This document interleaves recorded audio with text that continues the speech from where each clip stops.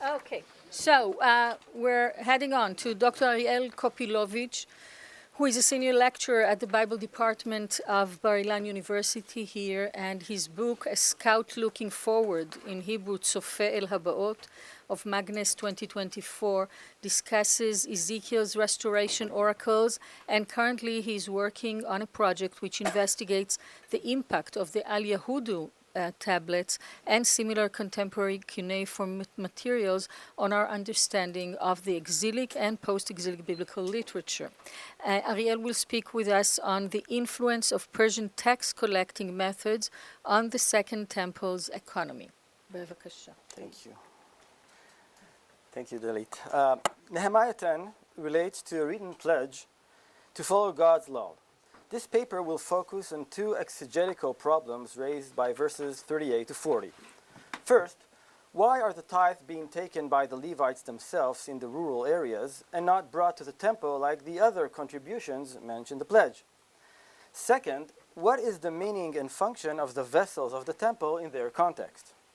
I will propose that the solution to them and a different understanding of the Levites' role lies in a Mesopotamian imperial tax collecting custom. Contemporaneous documents such as the Al Yahudu tablets indicate its prevalence and impact on the lives of the Judean exiles in Babylonia. Hence, it is most likely that it is also the background of Nehemiah 10:38 to 40. Now, did the Levites indeed collect the tithe in Israel's labor cities? Most commentators consider this verse to reflect one of the pledge's innovations which resulted from Second Temple period realia. Prior to the pledge's conclusion, the tithes were brought directly to the Levites. However, support for the Levites was apparently unsatisfactory, what led to the abandonment of the temple. This necessitated a change and a reinterpretation of the priestly law in Numbers 18, which now focused on the literary meaning of tikhu. Thus, new methods for collecting the tithe were instituted, and the Levites were allowed to collect them themselves in the Israelite cities. This understanding, however, raises several difficulties. The Pentateuchal legal traditions, which the pledge's author certainly reinterpreted, do not allow the Levites to take the tithes themselves. This by itself could be easily explained as the author's extension of earlier legal traditions. However, the pledge's term regarding the tithe are not only innovative in comparison with the Pentateuchal traditions, but also regarding the first phase of Nehemiah's career. The generally assumed scholarly position is that Nehemiah 13 is earlier than Nehemiah 10, and that the pledge tries to meld together the memoirs of Ezra and Nehemiah into a unified binding text. Nehemiah 13 conveys that during Nehemiah's absence, Eliashib the high priest granted Tobiah a chamber in the temple where they had previously put all the tithe. This led to the problem that the portions of the Levites had not been given to them, and the Levites had fled each to his field. Nehemiah's solution to the problem was to reinstitute the practices that were neglected during his absence. Then all Judah brought the tithe of the grain, wine, and oil into the storehouses, with the introduction of a group of trustees responsible for their distribution.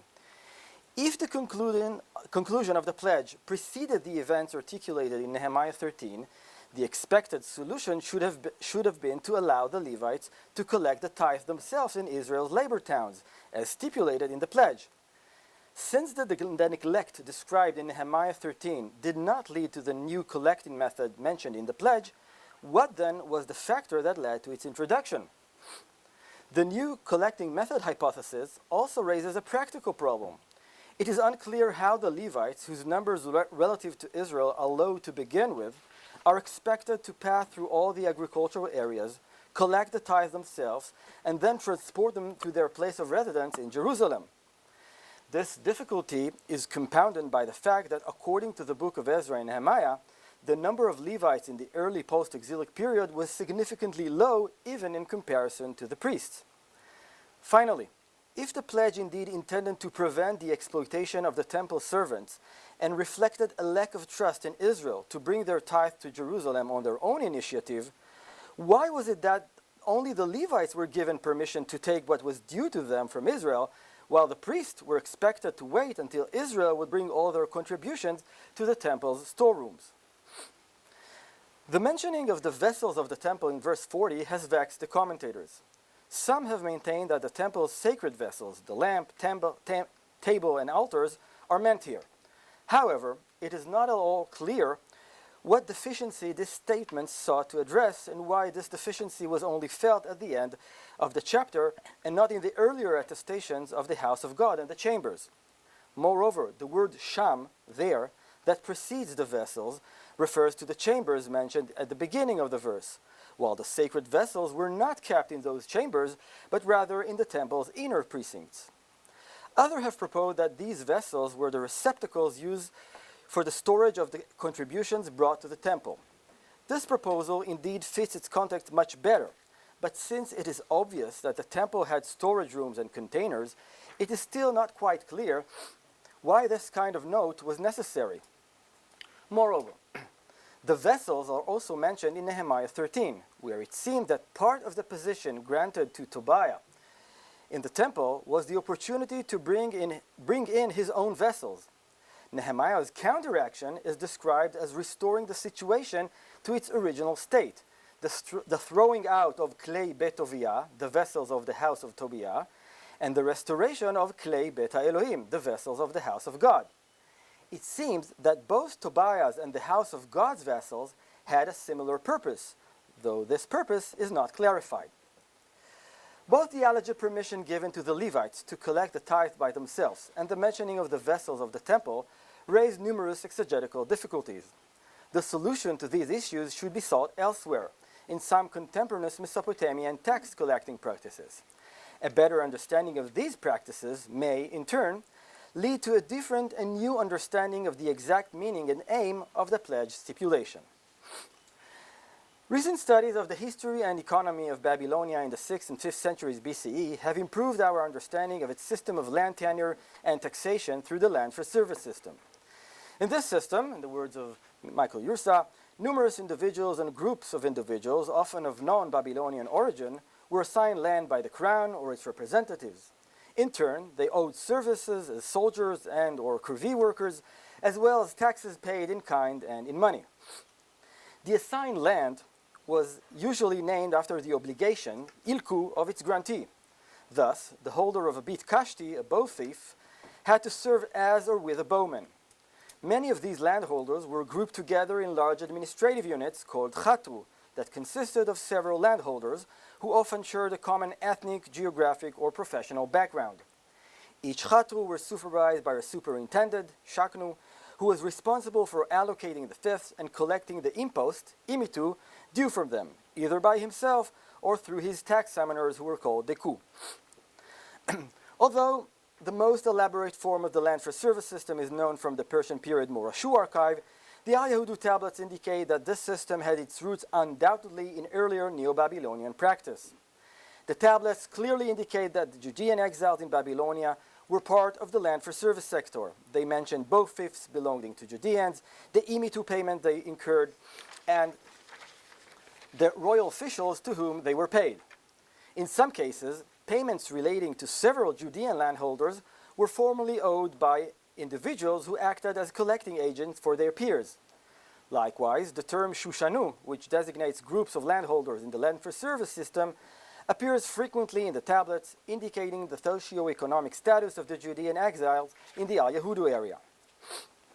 Now, tablets C14, 15, and B12 provide an example of how royal taxes were evaluated during the Persian period, since they record the assessment of the date yield on both fifths granted to settlers of Judean descent through the land for service scheme.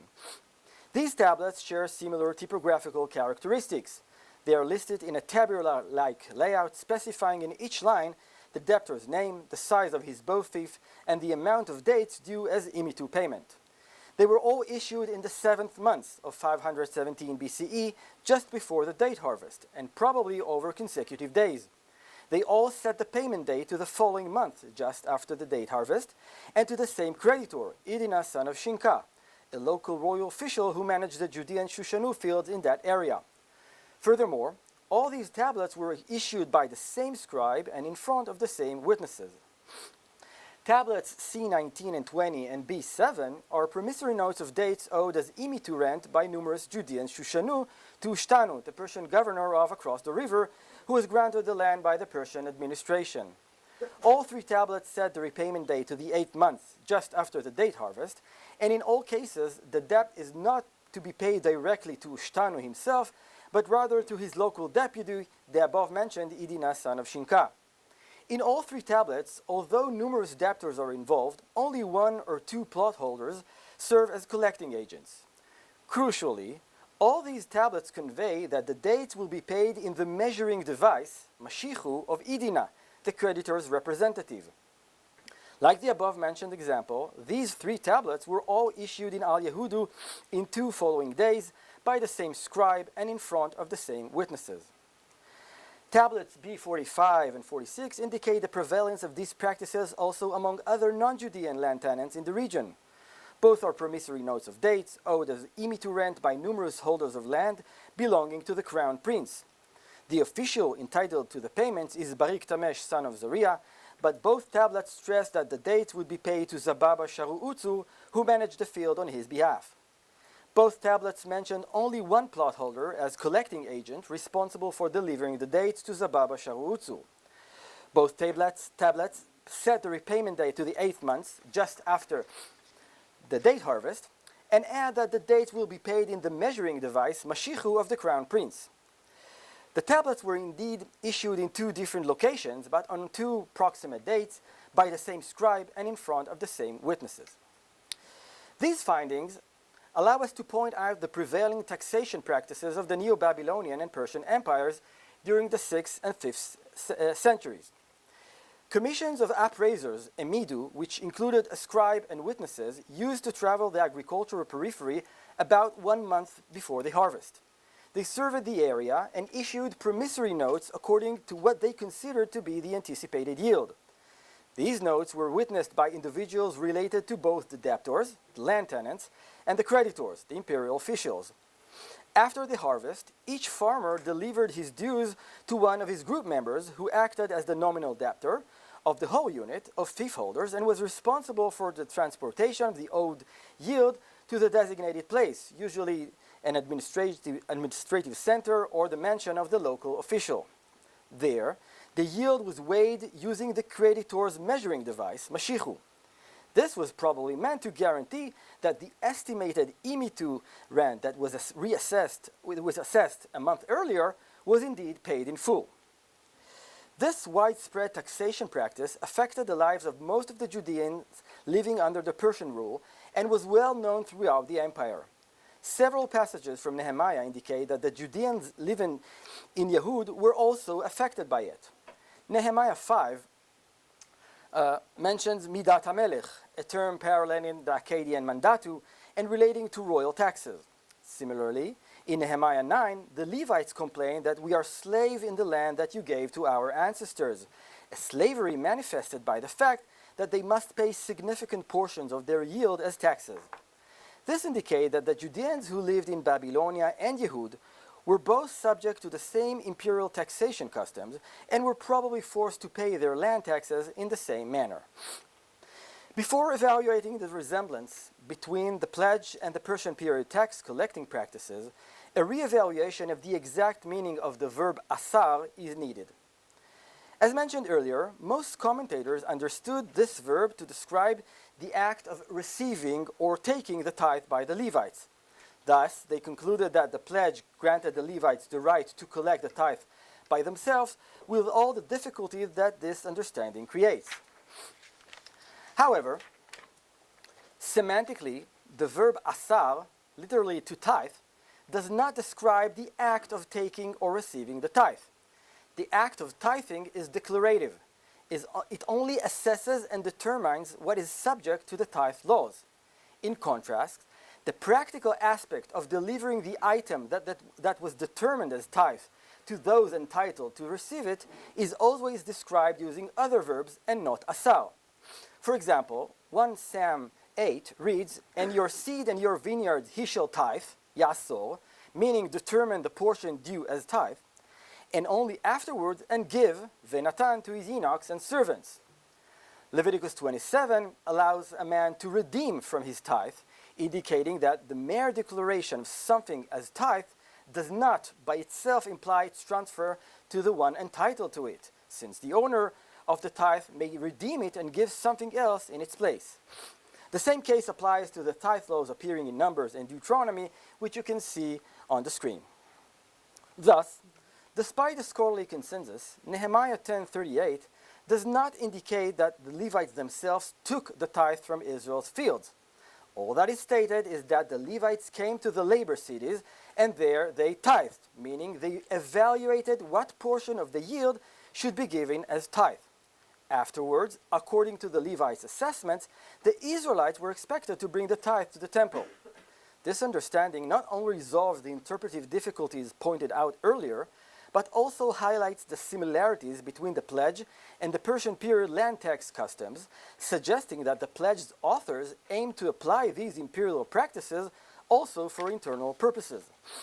First, like the commissions of appraisers who passed through Al-Yahudu's agricultural periphery before the harvest, the Levites are also described as passing through Israel's fields in order to tithe, meaning to assess the amount of yield that each farmer would later need to give to the Levites. This solved the practical problem mentioned earlier, since the Levites do not need to transport the tithe themselves, and the pledge assumes that Israel will do this for them. The resemblance to the Mesopotamian customs may also explain why a priest should accompany the Levites in Israel's fields. According to Nehemiah 10:39, this joint presence took place during the original tithing in Israel's fields. If indeed, as claimed by many, the motivation for this directive is a lack of trust in the Levites, the priest was expected to be present at the critical moment when the Levites take 1/10 of the tithe they receive and deliver it to the priests, and not only at the beginning of the process that take place in the fields. The similarity to the Persian taxation system explains the timing of the priest's attendance very well. In the Al-Yahudu tablets, representatives from all relevant parties, the landowners, their land managers, and the land tenants, were present at the time the original promissory note was issued, and most likely also received a copy of it. Once the debt was assessed and documented in a way that could not be altered, even if the amount of the actual yield was eventually different, there was no longer any need for ongoing close supervision of the Levites by the priests, as each of those entitled to receive the tithe or part of it could easily calculate the exact amount due to them. The similarity to the Persian taxation system may also explain why the pledge implemented this practice only for tithe. Unlike the other contributions mentioned in the pledge, which have a fixed and predetermined amount, a third of shekel, the first fruit, the first dough, the amount of the tithe varies, and it's a derivative of the quantity of the yield in that particular year. In this regard, it resembles the imperial land taxes, which were reassessed every year before the harvest. And finally, the similarity to the imperial taxation system provides the best explanation for what the vessels of the house of God are. In both cases, these were the official measuring devices of the creditor entitled to receive the payments, and in this case, they were intended to ensure that the assessment previously determined by the Levites in Israel's fields was indeed fully paid. This understanding sheds new light on the two references to the vessels of the house of God in Nehemiah. First, in Nehemiah 13, the throwing out of Tobiah's vessels is not only an act of purifying the temple, but also reflects the intense political struggle between Nehemiah and Tobiah. It is well known that determining exact measuring devices was a royal prerogative in the ancient Near East, and in the Al-Yahudu tablets, official measuring devices are an expression of the political power of the authority to whom they belong. It seemed that the chamber given to Tobiah during Nehemiah's absence reflected not only his close ties with Eliashiv, but also his authority to receive payments due to the temple, using measuring devices associated with his house. His removal from there and the replacement of his vessels with the vessels of the house of God emphasize in the utmost clear manner who has the legitimate authority in the house of God and to whom there is no portion or right or claim in Jerusalem. Second, Malachi 1 verse 8 indicate that during the Persian period, the priests despised God's name by offering him defiled bread and blemished animals, a kind of offering they wouldn't have dared to present their Persian governor, the Pecha. By emphasizing that the collecting method of the Judean cultic taxes was practically identical to the collecting method of the imperial taxes, the pledge's authors highlighted the principle that taxes paid to Israel's God and his servants were no less important than taxes paid to the empire, and perhaps even greater than them. The examination of the pledge provisions regarding the tithe revealed that they raised several interpretive difficulties. Comparing these provisions to the taxation practices in Babylonia during the 6th and 5th centuries BCE highlighted various similarities, suggesting that the author of these provisions sought to apply the imperial taxation practices known to him to the tithing process for the benefit of the temple servants. These findings shed new light on the economic influence of the Persian Empire and on the people under its rule, and provide an additional contribution to the developing study of the Al-Yahudu tablets and the various ways in which these tablets may impact our understanding of post-exilic biblical literature. Thank you very much.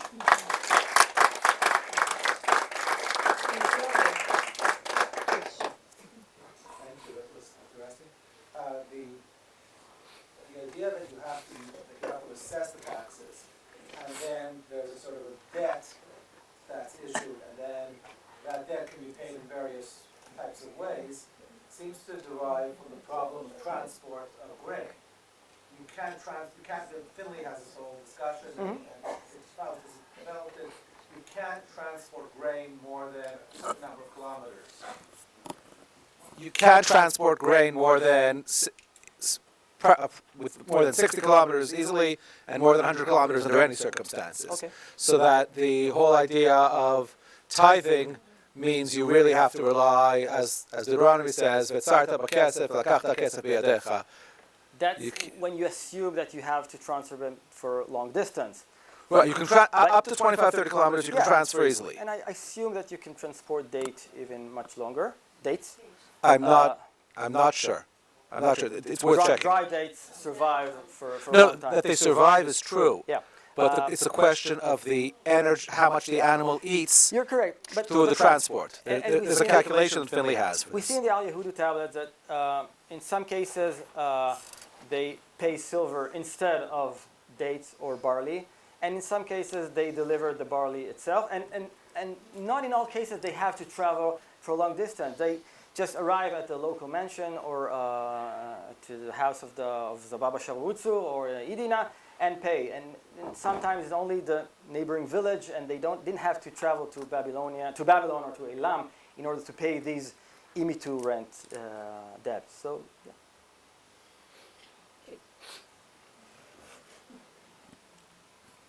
Thank you. I thought it was a very interesting presentation with a lot of ideas and a lot to think about also. So really, that was I appreciate very much. I have a detailed question, and that is the expression, the fields of our labor. That came up a Ariel number of times. If I remember correctly, it's Are Avodatenu. Yeah. And I had always assumed that it's a very strange expression, the fields of our labor. I had always assumed that avodah there meant priestly service.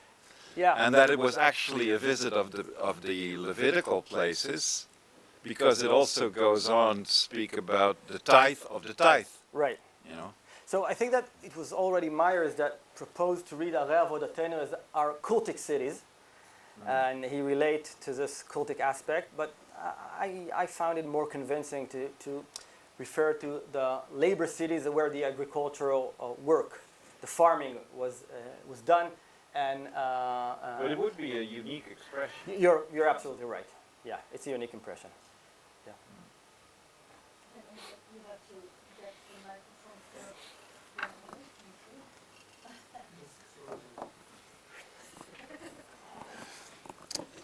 I would like to comment on Sean's comment. Transporting grain has to do with, on the one side, with the effort you want to make or however you say it, yeah. And on the other side, how hungry the other side is and how much do they want that grain. So you're saying about 60 and 100 kilometers. Well, there are texts from the late Bronze Age where they sent from Egypt all the way to Hatti, which is a bit more. That's maritime transport. That's a Yeah, sure. maritime transport. Okay, Terrestrial transport, it is a limit, But- absolute limit. but you have rivers. Okay, you can do it by rivers. That's Yeah. river transport. It- Yes, river transport can be lost. And so the whole No rivers in Judah. in Judah, no. But if you want to send it to, well, you have some.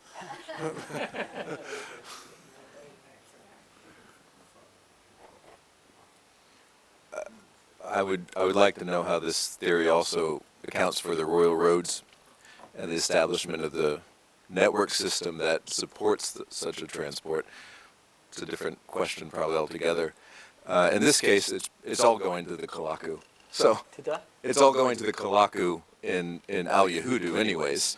And the model is probably the same in any landholding system under Persian imperial rule. It certainly seems to be also in CNA Elephantine, not just with Elephantine, but also the other Northwest Semitic temples in the area, and also probably the Egyptian temples. So it's a great paper. I was wondering if you had considered 2 Chronicles 24 and the retelling of Jehoash's temple renovation, which nicely models these types of, explains in narrative form these types of taxation procedures, and includes also the Levites as part of that mandate. There, though, we also see how the royal, or at least the envisioned royal interaction with the taxation works with the temple itself as a Persian period like literary invention. But Thank you for that. I need to add it to the argument. Yeah, but you're correct. I'm just reading, why don't you read Caroline's question? No, you go ahead. Oh, Caroline Marcus, who's joining us remotely, wrote, thank you for your presentation. As you pointed out, the issuing of a legal contract, a promissory note, was an essential part of the procedures